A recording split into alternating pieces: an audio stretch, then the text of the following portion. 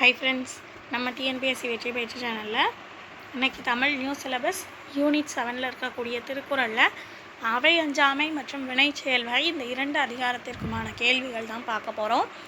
முதல்ல அதிகாரத்தை பற்றி படிக்கிறதுக்கு முன்னாடி அதில் உள்ள திருக்குறள் 10 திருக்குறள் ப்ளஸ் அதுக்கான பொருள் நமக்கு கண்டிப்பாக தெரியணும்.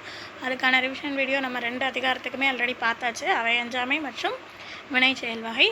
ஸோ அதுக்கான லிங்க் நான் உங்களுக்கு டிஸ்கிரிப்ஷனில் கொடுத்துருக்கேன். ஃபஸ்ட்டு போயிட்டு 10 திருக்குறளுக்கான ரிவிஷன் வீடியோ போட்டிருக்கோம். அதை ஃபஸ்ட்டு படித்து முடிச்சுட்டு அதுக்கப்புறமா அதில் உள்ள கேள்விகளை கண்டினியூ பண்ணிக்கோங்க. இப்போ நம்ம ஃபஸ்ட்டு அவை அஞ்சாமை அந்த அதிகாரத்திற்கு பார்க்கலாம் வாங்க.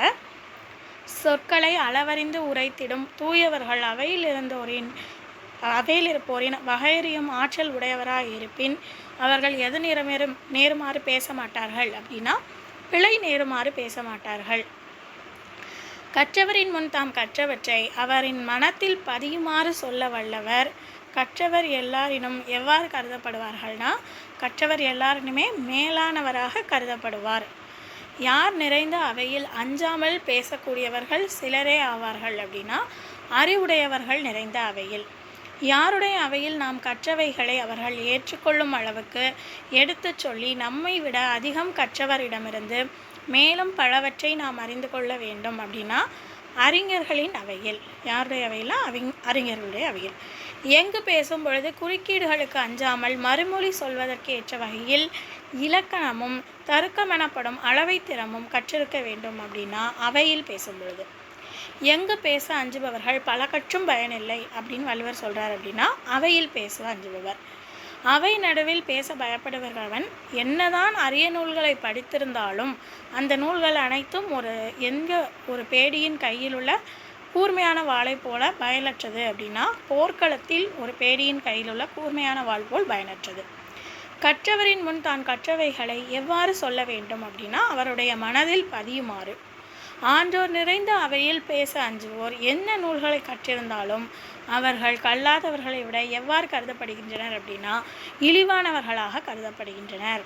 தாம் கற்றவைகளை கேட்போரை கவரும் வண்ணம் கூற இயலாமல் அவைக்கு அஞ்சுவோர் உயிரோடு இருந்தாலும் கூட எதற்கு சமமாக கருதப்படுவர் அப்படின்னா இறந்தவருக்கு சமமாக கருதப்படுவர். அடுத்து இதில் உள்ள சொற்பொருள் பாருங்கள். என் அப்படின்னா என்ன, ஒள்வாள், கூறிய வாழ், கலன், சபை, செல, ஏற்க, கொழல், அறிக, மிக்க, மிக்கவை, செல சொல்லி மனங்கொள்ள உரைத்து. அடுத்து வினை செயல் வகை இந்த அதிகாரம் பார்க்கலாம். இதில் உள்ள 10 திருக்குறள் அதிகாரத்திற்கான ரிவிஷன் வீடியோ ஆல்ரெடி பார்த்தாச்சு, லிங்க் டிஸ்கிரிப்ஷனில் இருக்குது. முதல்ல அதை கம்ப்ளீட் பண்ணிவிட்டு அதுக்கப்புறமா கேள்விகளை கண்டினியூ பண்ணிக்கோங்க. முதல் கேள்வி, ஒரு செயலில் ஈடுபட முடிவெடுக்கும் பொழுது அச்செயலால் விளையும் எதனை பற்றியும் ஆராய்ச்சியும் முடிவடைந்திருக்க வேண்டுமென வள்ளுவர் உரைக்கிறார் அப்படின்னா அதை பற்றின சாதக பாதகங்கள். விரைவாக செய்ய வேண்டிய காரியங்களில் எது இருக்கக்கூடாதுன்னா தாமதம் இருக்கக்கூடாது.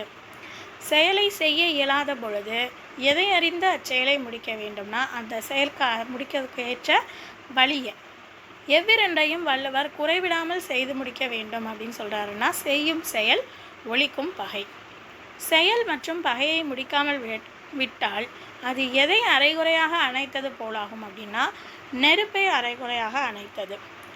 எந்த 5ஐயும் குறையில்லாமல் பார்த்து கொண்ட பின்னரே ஒரு செயலை செய்தல் வேண்டும் என வள்ளுவர் கூறுகிறார் அப்படின்னா வேண்டிய பொருள், கருவிகள், காலம், செயலறிவு, உரிய இடம்.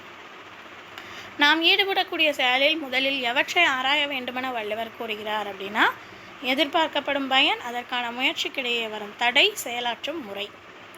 ஒரு செயலில் ஈடுபடுபவன் முதலில் அதை பற்றி அறிந்தவரிடம் எதை கேட்க வேண்டும்னா அவருடைய கருத்தை கேட்க வேண்டும். நண்பருக்கு நல்ல உதவி செய்வதை காட்டிலும் யாரை தம்முடன் பொருந்துமாறு சேர்த்து கொள்ள வேண்டும் அப்படின்னா பகைவரை.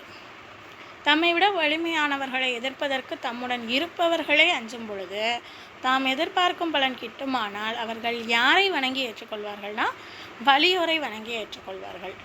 அடுத்து இதில் உள்ள அணி பாருங்கள்.